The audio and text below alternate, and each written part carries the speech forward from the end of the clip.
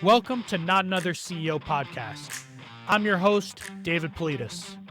Every week, we talk to inspiring leaders and get the true stories, the ups and downs, the lessons learned, and come away with actionable advice for our own journeys.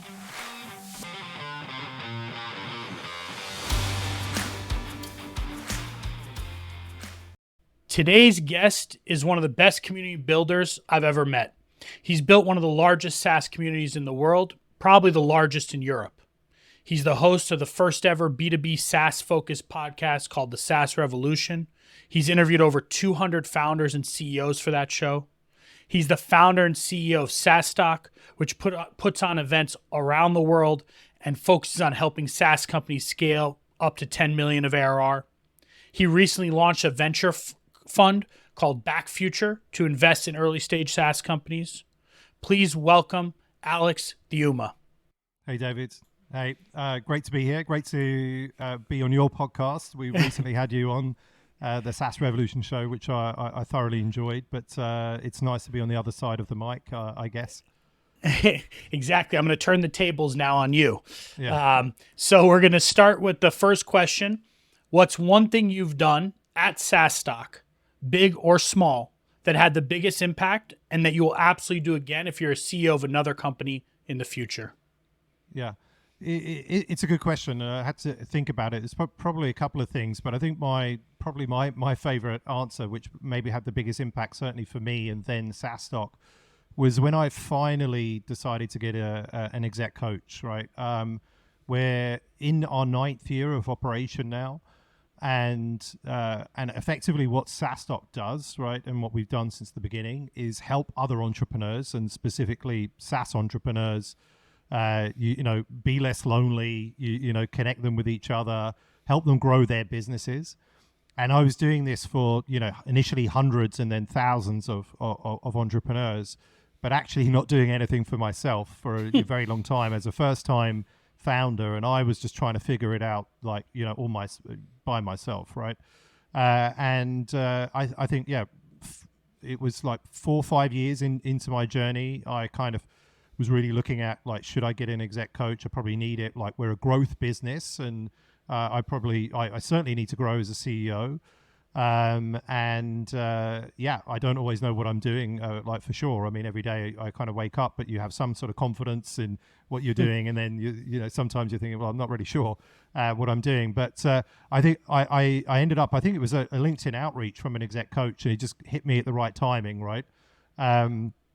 So he reached out to me. I was thinking about it, so it was top of mind, and that's generally when the best outreach is done, right? When you reach out to a lot of people, but if you're reaching out when and you're getting in somebody's mind, I was like, let's have a call, and I kind of connected with the guy who's called Eric Partaker. Interestingly, he was the CEO of a burrito, a Mexican food company or a burrito company, previously, and previously worked at McKinsey, but I think it had been sort of pretty successful to an extent. And I just kind of liked his style, and I ended up staying with him for 4 years. And I think also we engaged just before COVID, right? And COVID really kind of impacted the business, and it was one of the roughest years I've had in 9 years of operation. And I think I could have made the choice, because we really had to cut costs, and we had to cut team members. During COVID, we went from 24 to 9 people. But I made the decision to stay with my exec coach, and he did reduce rates. He was kind of understanding at that time. And that really helped me steer through what was perhaps one of my most difficult years as a CEO. But then ultimately grow, kind of over time to being, a better leader of the company. And so I think for me, it's definitely had the most impact for sure.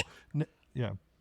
I have so many questions on this, because we've talked about this before, and I've never had a coach, and but I have heard this same advice from countless people, and did you I have so many questions. First of all, like you said, he comes from a completely different space than what we do, what you do. Was that a challenge? Can he understand the position you're in, even though Yeah. he's kind of from something completely different? Yeah, it's a good question, right? And I kind of perhaps I thought about it, for a moment when I kind of looked at like obviously what is his credentials, right? But what I saw was that he grew a company to, I think, certainly a bigger size than what SaaStock was, right? So ultimately, like we wanted to grow to a certain size, right? We still do, we still want to grow.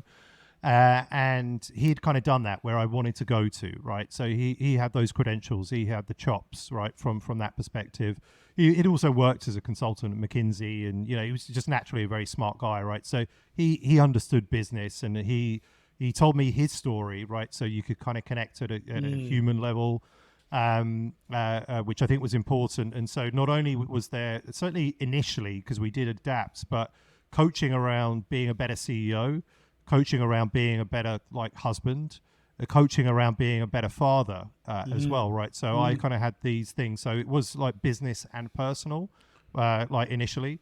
But then I think at some point we really then started to focus more just on the business side of things, right? So ultimately, I think I needed help on all of those three things, like initially, right? Probably still do as well. But that's kind of where we started. But I think like because he was like smart enough, and obviously he'd done the education around being a CEO coach as well, which I think was important because ultimately they're asking the questions, and then I'm answering my own question through his guidance to get to the answer, right? And I think there are and maybe this is fine, there are CEO coaches out there that perhaps haven't done that educational piece and trained with other executive, coaches and so on, but he'd done that groundwork, right? And that kind of came across. So I think ultimately it didn't concern me certainly that much, and he got to understand the business very quickly because he could understand how to read a P&L, and he could understand people problems and all of these things, right? And so it wasn't a challenge for me, for sure. How often did you speak with him? Yeah, I think during the COVID years, initially it was like once a week, right? And we only ever got to meet once in person, and that was just I think initially we were going to be I was going to be coached in person, and he came to our office in London in Clerkenwell, and like the next week COVID just shut down the world, right? And we ended up just doing everything on Zoom, and then maybe I think he pivoted to just realizing like I could just do this on Zoom, and I can take global clients, and this will be fine.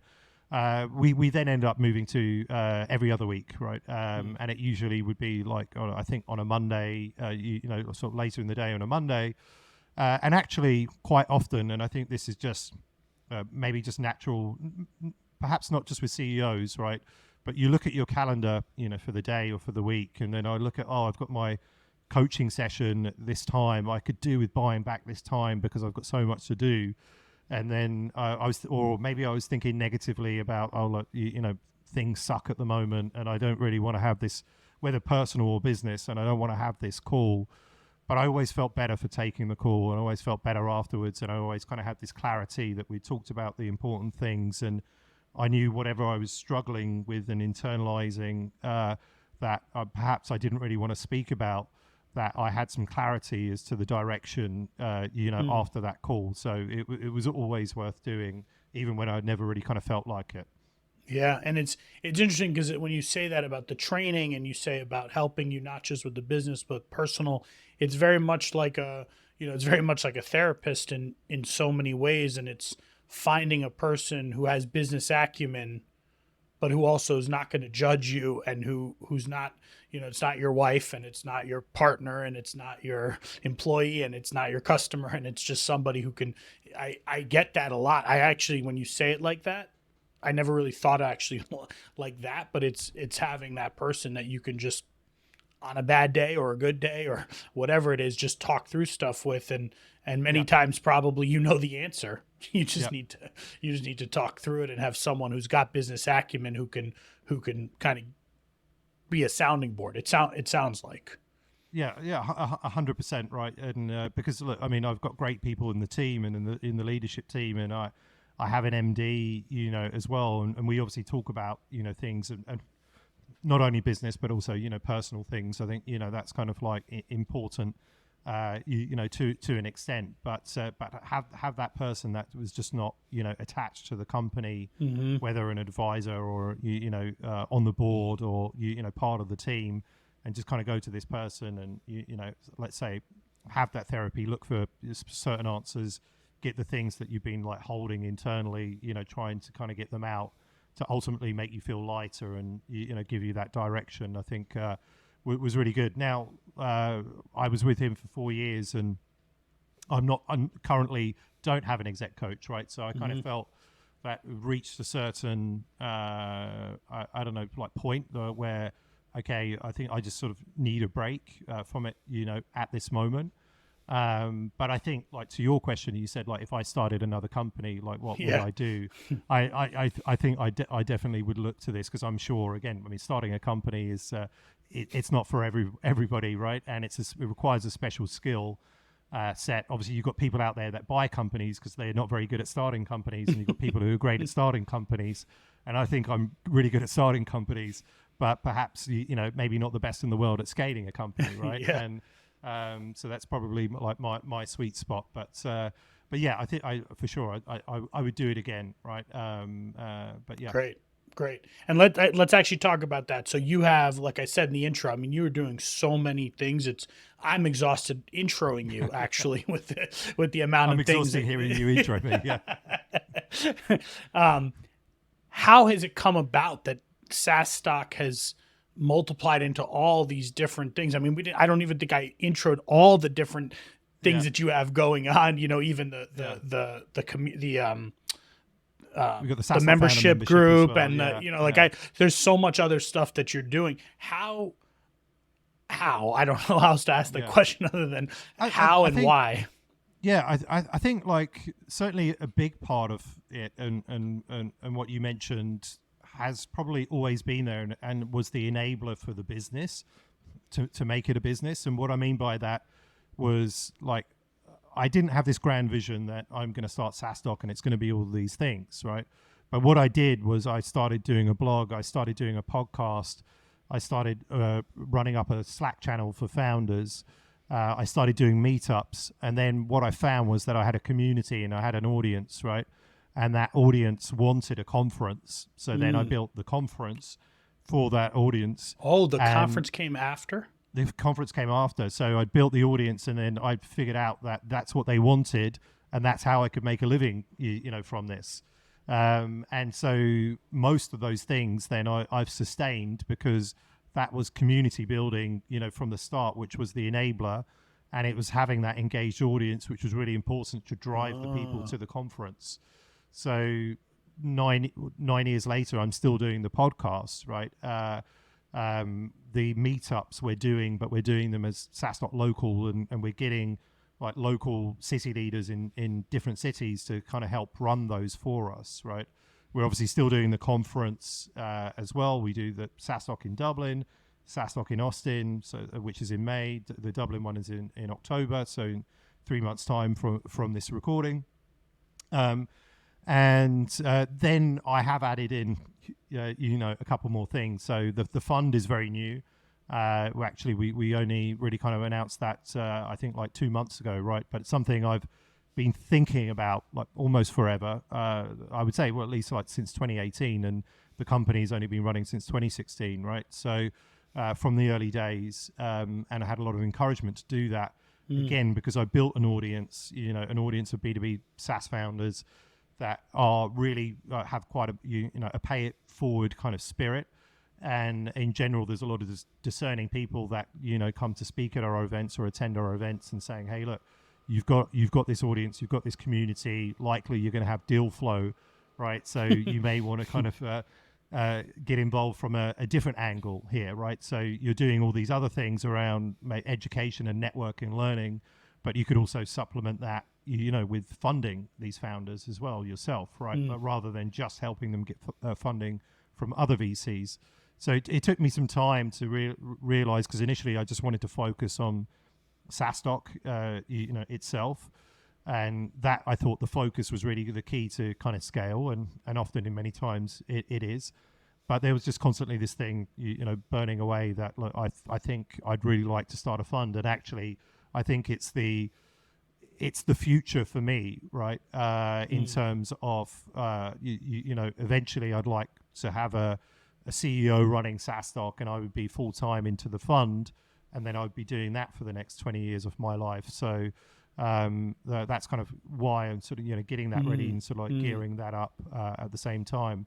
But and then we have the membership, which is we're trying to build an EO or a YPO for B2B SaaS, and again that was kind of led by during COVID speaking to customers, right, and speaking to founders and seeing how lonely they were and how much therapy they needed, but really kind of needed from other founders, right? And so the idea just kind of came that, okay, well, look, we're in a good position to really pull this together. And so we started the SaaStock founder membership with the aim to, help thousands of founders really build and grow and scale their business, but not go it alone, right? And I think and that's certainly not been easy, right? Because we are doing all these other things, and we have the main conference, which drives a lot of resource and energy into that. And so sometimes I reflect and think, well, if I'd started the SaaStock founder membership as my next company, right, or my next business, and I was 100% focused on that, and I could build a team on that, then we'd be able to scale much faster than we are, despite already having those advantages in having this kind of SaaStock community and marketplace as such, right? Because we are stretched thin, and sometimes that means that you just can't give as much time as you want to these things. But we've got a good base of founders there, and I'm excited to see it grow. Yeah, the one interesting thing, I mean, I've been to your events, and one of the interesting things is, you started in Europe, and that event is huge, the one in Dublin, and now you're doing it in the U.S. Can we maybe talk a little bit about the roots and why you chose Europe? Obviously you're there, but why did you choose that, and why did you choose then to come to the U.S.? Yeah, because you've kind of crushed that market and done an amazing job, and then you came to U.S. Maybe talk a little bit about that.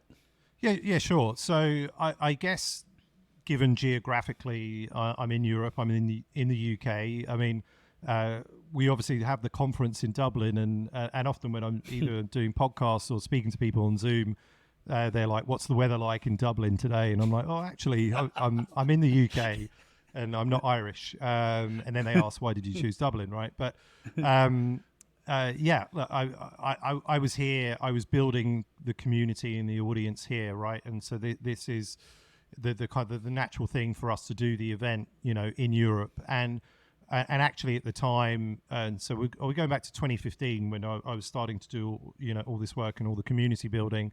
There wasn't a B2B SaaS conference, in Europe. There was in the US. There was SaaStock in the Bay Area, and it had done one or two editions, right? And I think even the audience that I was building was saying, well, look, we go to SaaStock, and it's great, but we'd love something closer to home, right? And so initially, when I thought about this and launching something in Europe, I did think about it just being, well, this is a European event. It's going to be for European SaaS founders. But when we actually launched, we saw that people were buying tickets from Brazil and from India and Australia and the US as well, right? And so actually there was this global need, right, for founders to get together, to connect with each other, to meet investors, to continue their learning. And then at the time, there was only, SaaStock in February and us in October. So having two B2B SaaS events, right, I think that's probably even not enough on the calendar, or maybe just enough, right? So that was fine. I mean, fast forward to today, there's probably 8 or 9 in Europe alone, right? So on the one hand, it's a good sign that the ecosystem is healthy and the market, is growing, right? Even though I know 23 and 24 has been a bit of a tough time in SaaS, but so it's a good sign that we're still not the only ones in Europe, right? Because maybe that wouldn't be great. But perhaps there is also too many at the moment, right? And there might need to be some consolidation as such. So naturally, I think, well, that's why kind of Europe, I'm here, the audience was there, and that's what they wanted. So that was kind of the logical thing to do, and there wasn't anything around at the time. And then, we grew year over year. We've been growing sort of, every year since inception, except for the COVID years, of course, right? But maybe we can sort of discount that. And in our growth journey, and given that the audience is global, certainly in B2B SaaS and for our community, we just felt that, look, it just made sense that we need to, internationalize and, go global to grow, continue to grow. Scaling internationally, certainly is a strategy as such to enable growth, and so that's part of it. And the US is the biggest market for B2B SaaS. It's probably the biggest market for events as well. So I think it just naturally made sense for us to be there. And interestingly, whilst there still is SaaStock in the US, there isn't that many other SaaS events compared to Europe, right? There actually seems to be more in Europe, right? That's interesting. So I think there's a lot of room there, a lot of pie for everybody, right? And I think we can grow SaaStock potentially faster and maybe bigger, in the US than we can in Europe, but have two very sizable events serving, a global community, but predominantly US. In the US, so it's part of our strategy and plan of continued growth. So one of the things I feel like, and maybe I'm wrong about this, but you yourself are really the driver, or have been the driver of this community over all these years. Is that exhausting for you to do? Is that energizing for you to do? Because it feels like everything revolves around you specifically. I know you have a team, and I've met your team, and they're awesome. But you are the centerpiece of this community. Like, how do you do that? And how do you feel about that? Yeah. No, it's a good question, and I think definitely true for the most part, right? And I think one of the things, and certainly, and maybe come to that later, that I do reflect on, is that it's great to have founder-led businesses, right? But when the identity of the founder is so closely attached to the business, that is certainly maybe a concern around the ultimate value and the future of the business, right? Because if I, like I say, with Back Future, if I want to go fully into that at some point, and I step out and I replace myself as CEO at SaaStock, right, and I'm maybe advising and having less day-to-day impact, what is going to be the impact to the overall event community, the business growth, etc. Right. So again, it's probably something that I struggle with a little bit. It's like a double-edged sword, because it's actually what allows you to drive all these people to all these different events and communities and podcasts, and why people will want you to invest in them. And so it's like a double-edged sword, because it really is the driver of everything. But then, to your point, it's also some limiting factor on the growth. Definitely. And to your question, right, it is actually both energizing and exhausting, right? So I found my dream job, right, which I'm very happy and lucky to say that I do what I love, because actually I get to hang around with so many like amazing people that I get to learn from but add value to, and that really sort of drives me. It's sort of that that mission driven kind of like energy that actually okay, maybe I don't want to go to Dublin next week to run this sort of, or be at this local meetup, right? But then, because I'm going to be away from my family and I'm going to get tired from the travel. But when you're there and you see the smiles on the faces and you see the value that people are getting from it, it does energize you, right? But I travel a lot. I'm involved in a lot of things, or kind of everything, and I love it in the moment, and I'm often quite exhausted afterwards. Probably less so in the beginning. I think as I've been doing this for 9 years, my younger self had a little bit more energy to kind of do these things, and maybe even and I used to do this at the conferences, right? So we would have a speaker dinner on a Monday night and on a Tuesday night, and then we would be plowed with wine during the speaker dinners, and I would partake.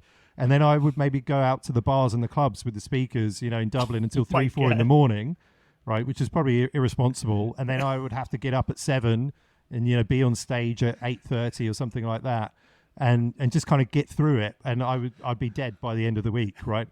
I can't actually physically do that anymore, nor do I think it's maybe the responsible way of doing things. So I noticed that I get a lot more tired from all the travel and the events than I used to. So I actually then try to operate in a different way. So like at SaaStock USA, which you kindly spoke at, I was actually, and I'm sure it's fine to say this, the only member of my team that didn't have a drop of alcohol until the event finished, right? And they're younger, and you know they want to enjoy the energy and the parties in the evening after hard day's work and stuff like that. But I found myself like when the event finished, I'm going to my hotel room, running a bath with some like Epsom salts in it, listening to some like music, and then just kind of like trying to wind down, then getting up early and sticking on my gym routine and doing these things just to try and optimize myself for that, because I know how exhausting these things are. So generally I've adapted my behavior a little bit as I get older and find out these things are pretty tiring. It's so actually the way you just described that is exactly how I feel when I look back 10 years ago and going to some event, and same thing, I would be there with the customers or with whoever it was, and at an event, at a conference, out there drinking, hanging out, and then the next day have to be on at 8 a.m. And even when I came to Austin, I arrived from the airplane. I got to the hotel and I worked out. I went back to my room. I went to sleep early. I got there early in the morning, and I have a different routine, and I had to adapt because I literally could not. I can't right now function if I do what I did 10 years ago. And I think that's actually one common thread that I've seen. One of our investors who's very well known and, been operating for however many years, he same thing. He's like, when I land, I go straight to the gym of the hotel. Then I do this. I have no alcohol. Then I go to sleep. I try to get myself on, and it's interesting when you talk to people who are still doing that type of intense travel, you have to adapt. It's literally physically impossible to do what we did in our 20s or 30s, now. Yeah, exactly. I just don't have that the rebound skills that I used to have, right? And to kind of run on fumes, it's just not possible. So you talked a little bit about your team. I just want to talk about that because, again, I've interacted now with your team in a couple different places, and they represent you really well. What do you look for when you go out and bring people on board? What is the number one attribute you look for in your team? Yeah, so it's a good question. And I mean, on that, actually, the first 5 years I was involved in every hire, right? But actually, even with that, we probably didn't have the best hiring process, right? I think now we've got a better process where we have the structure. Like, let's say typically it's a three-part interview sort of structure. Your initial kind of 20-minute sort of interview, asking certain questions using a scorecard.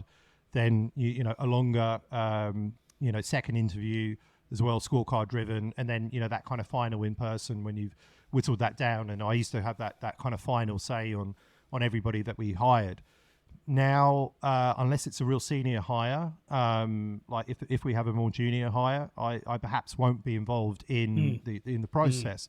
But hopefully, I think we've more refined it, that we know what we're looking for around that. And generally, I prefer to try and get mission-driven people in the company, right? And I think it's okay for companies to have a few mercenaries, right? I think like not everybody is in it because they really believe in the mission and the purpose and the why, but they're good people and they want to give you their best for 2 years, and then I think after that move on somewhere and progress, and I think that's okay. But generally, I prefer the mission-driven people because it is hard, right, what we do, right? But it is also so rewarding and valuable, rewarding for the people that we serve, but also rewarding once you see that the value that you drive, you get that back. And that's what keeps you going. Because certainly from the event side of things, events is a stressful business, right? It's very last minute in nature. Marketing teams can run 6-month marketing campaigns, and not see any traction right until the end, right? And that could be a little bit like demoralizing on a day-to-day basis.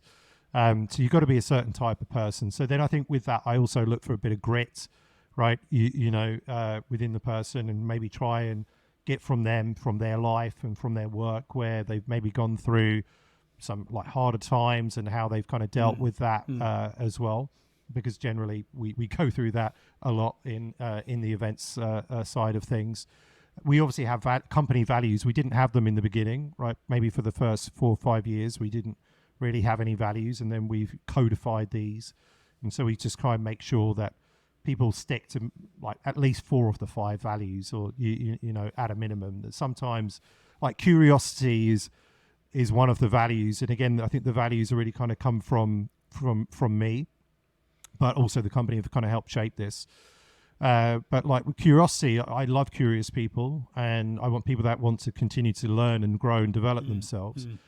But then we've also had we've been in interview processes, and the final 3 for maybe a leadership position, and I found that none of them read. They don't read it like anything. And I'm like, okay, maybe because I'm an avid reader, and is that the only kind of form of curiosity? So I try and get them to just demonstrate some other areas of how they're kind of curious in nature. But in general, you can't necessarily find or not always somebody that is really reflecting all of the company values. But then we look to call them out, and see that people are living on them. And when we review, during the year, and at the end of the year, are people sticking to the values? And if not, if they're not demonstrating them, should they be at the company? Yeah. Let's talk. You've mentioned it now a couple times. What is the biggest challenge you've ever faced at SaaStock, and how were you able to overcome it? And if so, how? Yeah, I mean, many challenges, but probably arguably the biggest one had to be COVID, right? We're driving a community and a conference that's in person. We as a business organize mass gatherings in person, and COVID put a halt to that overnight, right? And there was a fear, uncertainty, doubt around that time. And I certainly had a moment where I was like, oh, look, we've been a growth business. So perhaps I was naively expecting us to continue to be a growth business, kind of forever. And then we had this Black Swan event, which meant that we could go out of business tomorrow, right? And we saw that we had to cancel all of our scheduled in-person events that year. We had requests for refunds, which would have been very hard on our cash flow. And we had to manage that situation. But after this momentary thought of we could go out of business, obviously, I think the next day I woke up and I was like, right, it's wartime. Got the team together, in a warm room, plotting what can we do? What do we need to do? We had 7 options kind of written down of how we could pivot. And ultimately we chose to really kind of focus on doing virtual events. And that was a big unknown. But actually, it felt like the most obvious one with our skill set to do. And we reacted. We had our backs to the wall, but we moved really fast. And everybody in the company at this stage moved really fast behind this. So that SaaStock was actually, I think, probably the first tech event, first startup event to actually run a virtual conference. And so with that, there was a lot of novelty around that. So a lot of people attended because they wanted to see it. And we actually made so many mistakes because we'd never done it before. But we ended up, and I don't know if you'll laugh at this, but knowing what virtual conferences became, and they became very short, 3-hour events or something like that. We ran an event across 2 days, pretty much 24 hours a day for 2 days, right? So we could capture this global time zone. We were thinking, what about people in Singapore? What would they get? And so we were like, okay, we'll do something for our Asia community, and we'll do something for the US and so on. So I was stuck to this screen. I was watching my own Netflix show, but also, partaking in it for 2 days. And it was totally exhausting, but also quite thrilling because of the novelty, and the energy just brought us through. But we obviously realized that was too long, but it was, it generated revenue. We had sponsorship. We had paying tickets and customers, and it felt like a good event, and it felt like a victory, right?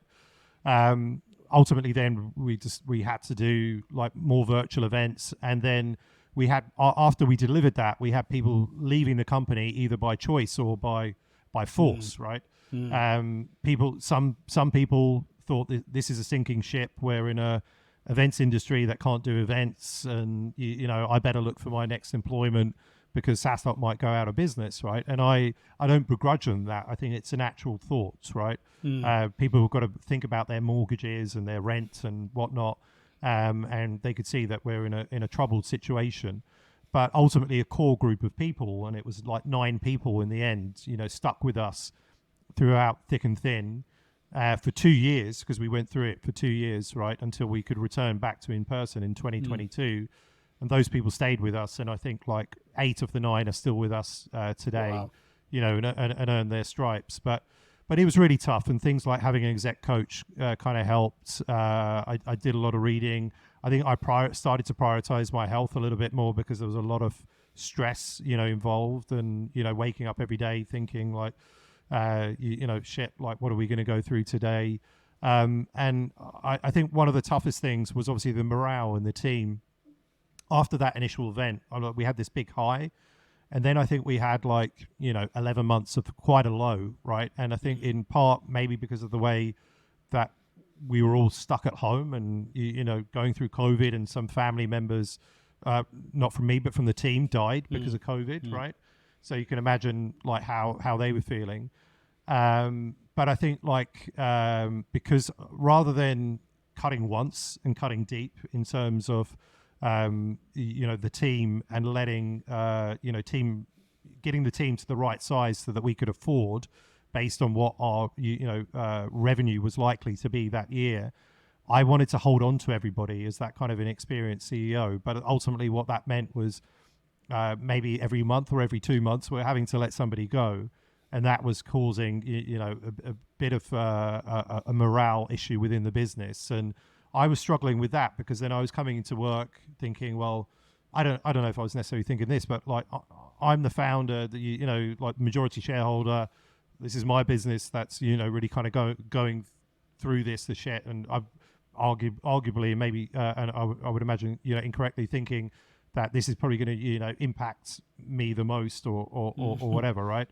But I was coming in and I was seeing glum faces in some instances, or people whose morale just could never get to where we probably needed it to be, and taking it personally, right?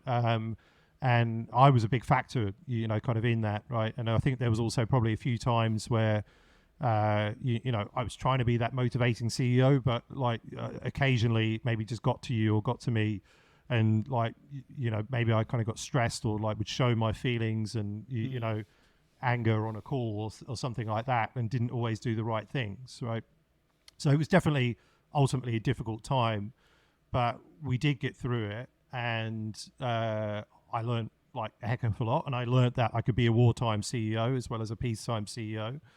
And yeah, we got the business through, we survived, and that was great. And so I look back at it with a kind of fondness, I would say, because it really helped shape who I am, and made me better, made the company better and stronger.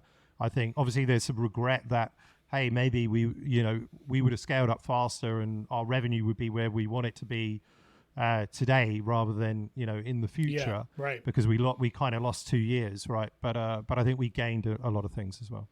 I think that as you're talking about that, so many of those lessons, the cutting people, how you motivate the team, how you pivot, all of those things, I think so many CEOs went through, and most of the CEOs who went through that had never been through any kind of massive event, downturn, black swan event, because most weren't running businesses in 2008. So this was the first time that everyone had gone through it. And I do feel like there's an entire population that now, from a experience and just mindset perspective, are going to be very strong for this next 10 or 15 years, because when you don't go through that, you almost can't imagine I mean, you can't imagine that something like that would yeah. happen. And then when you go through it, you're like, oh, to your point, not maybe fondness, but it is kind of like you think about that time saying, you know what, I learned so in 3 months. I mean, for me, it was like 6 months. I think I learned more lessons than 10 years because the kind of challenges are things that I don't think we will ever face. Not like that ever again, you know? Yeah. And so, yeah. I want to go to your background, your personal background, just quickly on SaaStock, and maybe on Back Future, and what are you most excited about looking forward now? You know, and on the other side of this, and now the business is growing. You have all these events. What are you most excited about? Yeah, it's a good question. Look, I think so. We're 9 years in, and we're a growth business, but I still feel that we're not a scale up, right? We're not there yet. We're not past 10 million, in revenue, and we're not. There are events out there like a Shop Talk or a Money 2020 that are doing 40 million, 80 million in revenue, right? Okay, for as a business, right? And I kind of aspire to get there, right? If they can do it, right, and if they got the playbook to do it, I mean, I certainly aspire for more, and it's not out of greed, but it's out of I guess my sense is that we've only scratched the surface on our potential, and with that, and if we can scale to those heights, we can help more than thousands of other entrepreneurs and SaaS companies. So I guess what I'm excited about at the moment is that the opportunity to really scale up and scale up faster. And with that, we're working on things like our 3-year plan and trying to get, making sure the product's right and how do we increase quality, of the event, and ensure that we've got the right team to scale up. So planning on that, and that does bring me excitement. Kind of reinvigorates that. Oh, it's not like the 9th year and I'm trudging through, and we're looking at 15% growth rate next year and this sort of thing, right? We're actually kind of aiming high, and I think that is certainly like not reinvigorating me, but invigorating me, right? And then on the Back Future stuff, I mean, it's super exciting, a little bit frustrating, and I'll share the frustrating part on it, but. The exciting part is that I think I know, like deep down, that this is what I want to do for the rest of my working life, right? And it's this evolution where I'm still connected to the founder ecosystem, still working with founders, but also now as an investor and working, with other investors because we co-invest only. And I'm, as a curious person, I'm learning like. At a rapid pace, as fast as I can, about a whole new different kind of business, right, of running a venture fund and raising very capital different business and so on, right? Very different, and that's really energizing, right? So I love that.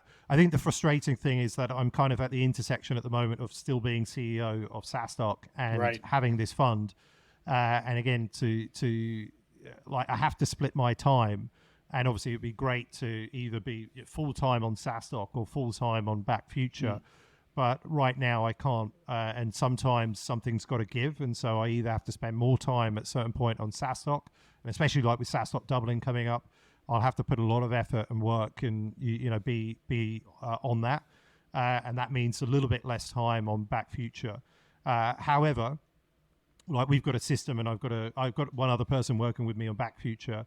That is really kind of enabling me to be a little bit lighter touch on it, and ultimately making looking at the pipeline, looking at the deal flow opportunities, and making those kind of final decisions on like where we invest. But the time that if I was full time on Back Future, I think we would have closed the funding round like by now. But because I'm not, it's going a little bit slower than I would like, right? And so those challenges. But yeah, that both things really excite me, right? That's great. So let's talk about you. So you live in London today. Where are you from? London originally? Yeah, pretty much the outskirts of London. I mean, I'm actually a son of immigrants, right? So my dad is Maltese, and He came over, I think, in 1950 when he was like, I want to say 4 years old. And then my mum is from Finland, and she came over in the 70s, I think, and they met in a pub in King's Road. And I think a few days later, my dad proposed, and she told him to get lost. But they're still together, and with a love-hate relationship. But they're still together, right? But I was born and raised in Croydon, which is right on the edge of London, a suburb. And I spent the first 20 years of my life there. Before deciding I want to get the heck out of town, like a lot of people do, and then went traveling for a few years. I lived in Brazil for a year. I was trying to trying to survive, and I was teaching English out there, but I was just basically making enough to cover my rent after a year of being broke in Brazil, but having a great time, not watching any TV, just going out in the evenings and socializing, on the beach and with people, talking to people. But I came back, and I went to university sort of a little bit later, lived in London then for 15 years, partied for about 10 of those 15. And then, but I always wanted to be an entrepreneur. And it took until I got into like my 30s that I thought, well, the clock is ticking. Am I ever going to do something? And that's when I kind of got my arse in gear to start SaaStock.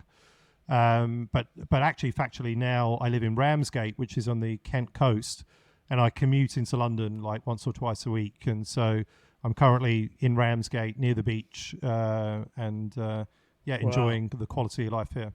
What did your parents do for jobs growing up? Yeah, my dad was a postman, and so he worked for the Royal Mail.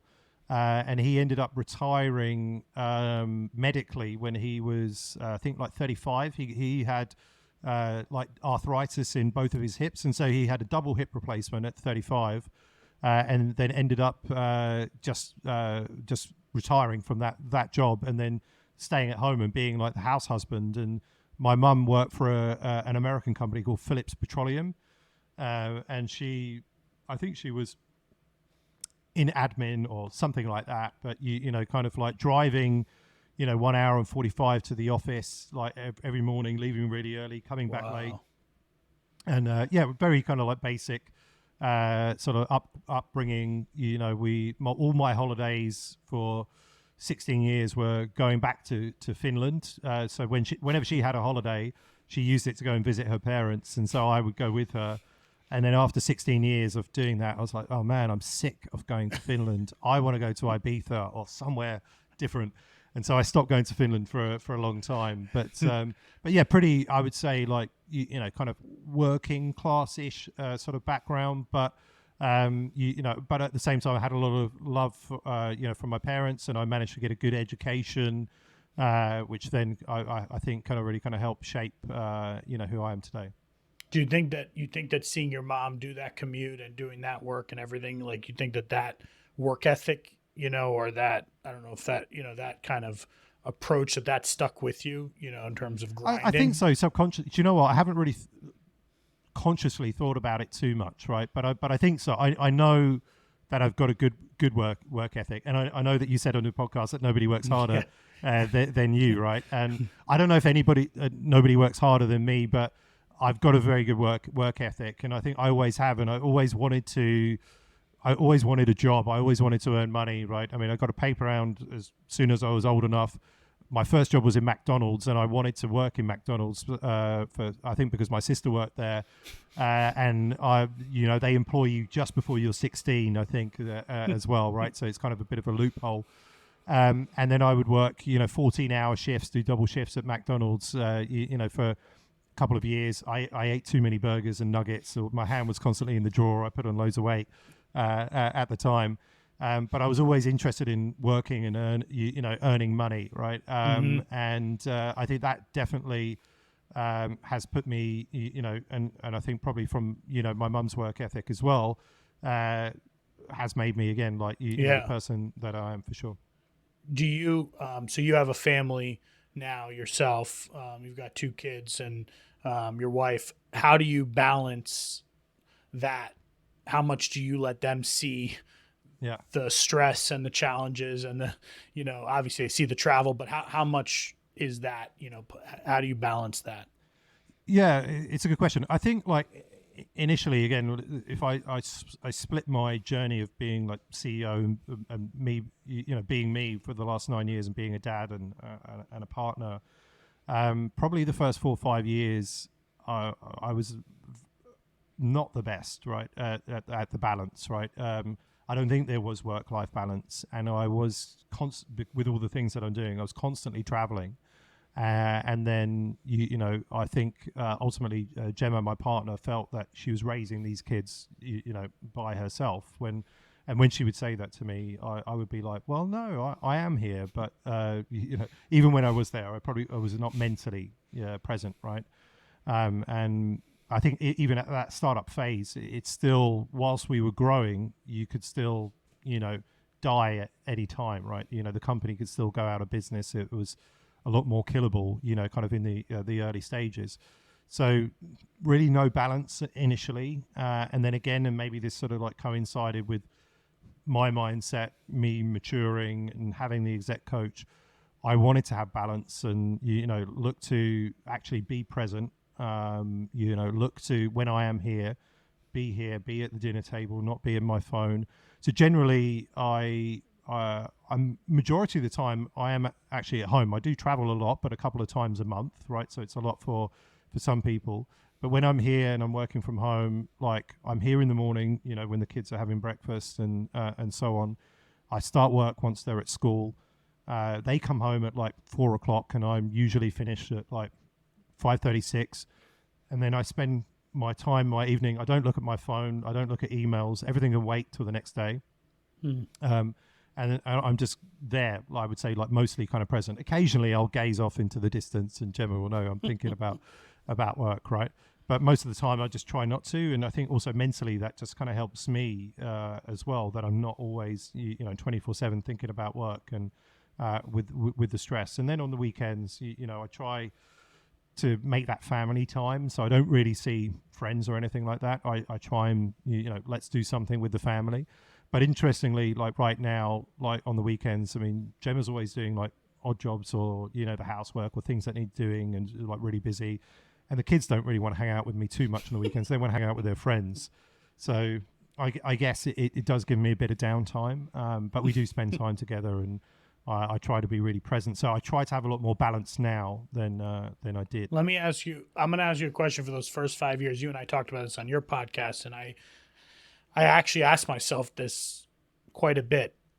I was the same way in the first 5 years, literally zero balance, all work, but then shifted over time. Do you think you would have gotten SaaStock off the ground if you had balance in the first 5 years?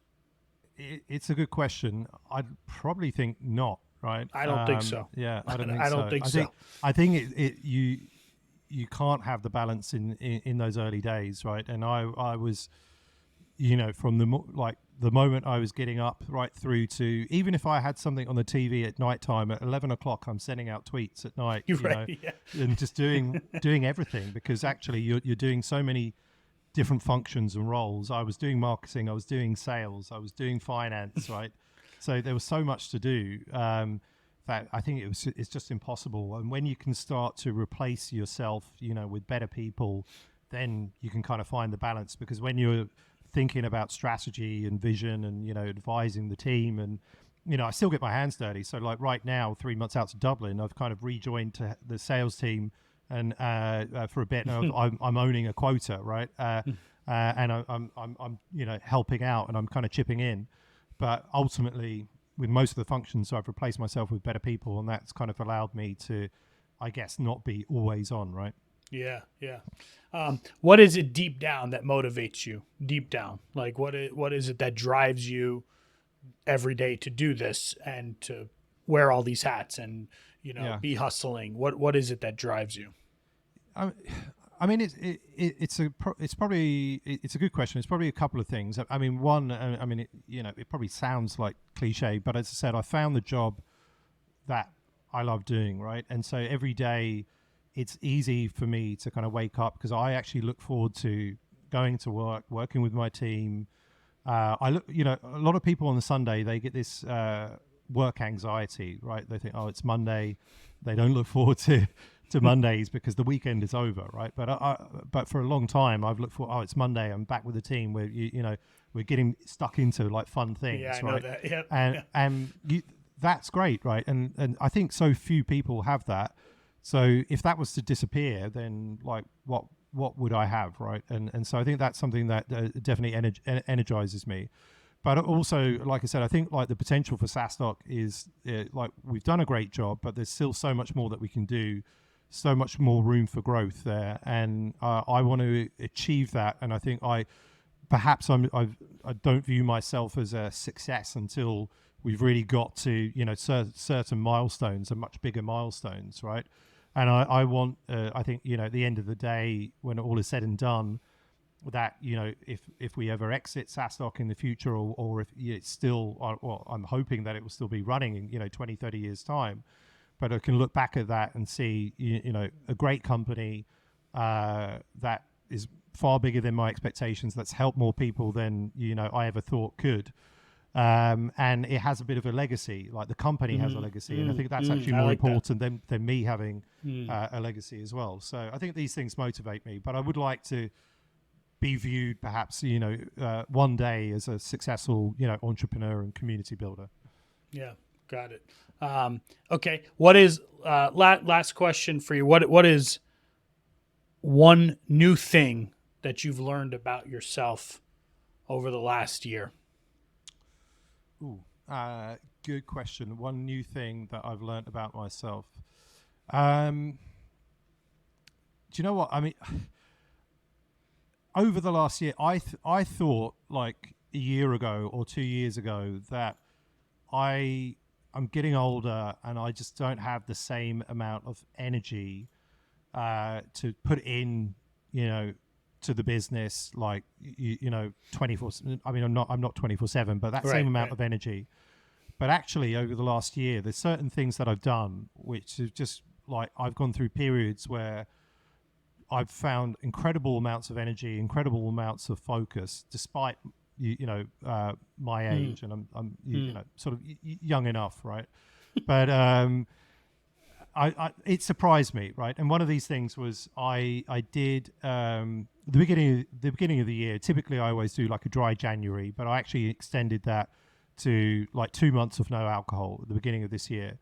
And then I also supplemented that with a 3-day fast of just having water only. And I felt it was easy to do. Easy?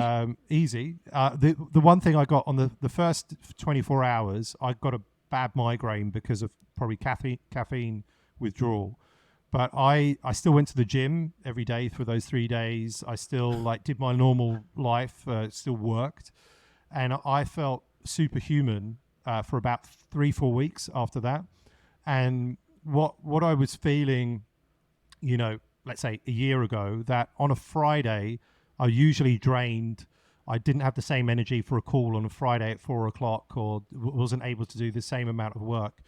I found that Friday at 5 o'clock, I was like, give me more work. Like, I can, Holy shit. I can do this. Like, this is incredible, like feeling. And look, it did wane after a while. Like it kind of, I started to lose those powers, but it did surprise me. So I think there are certain things where you can hack the body by optimizing for sleep, doing things like whether it's fasting, or not, and cutting out things from your diet that really can kind of give you this energy of a 21-year-old.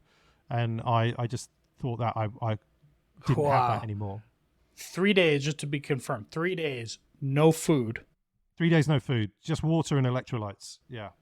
And that was that was a mental, like as much as anything, it was a mental test, right? Can you get through it, right? Because if your family are cooking chocolate brownies or spaghetti bolognese, right?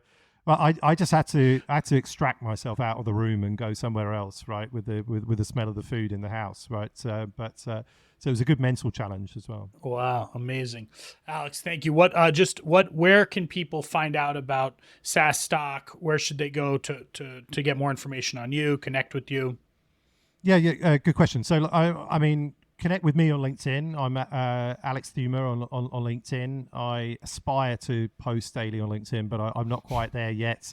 SaaStock.com is our website. We've obviously got SaaStock Europe coming up in Dublin this October, which I'm delighted that you'll be coming over, flying over to speak at, David. So great to get you in Dublin. And that's going to be a fantastic event. 4,500, SaaS founders, execs, and investors. It's our flagship event. Backfuture is at backfuture.vc. We've got our it's a nice website, but our kind of initial website up. We're launching a new website very soon, and I'm very proud of that.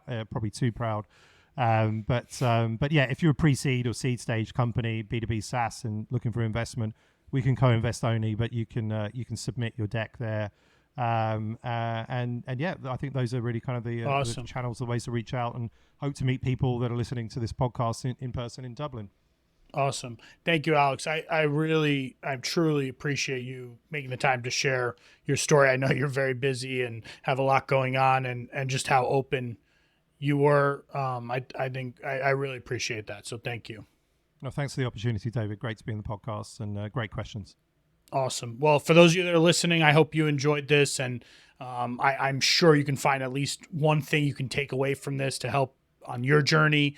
Would really appreciate if you shared the episode with your networks, and thank you again for listening. See you next time for another episode of Not Another CEO podcast. Thank you. That's a wrap for this week's episode of Not Another CEO podcast.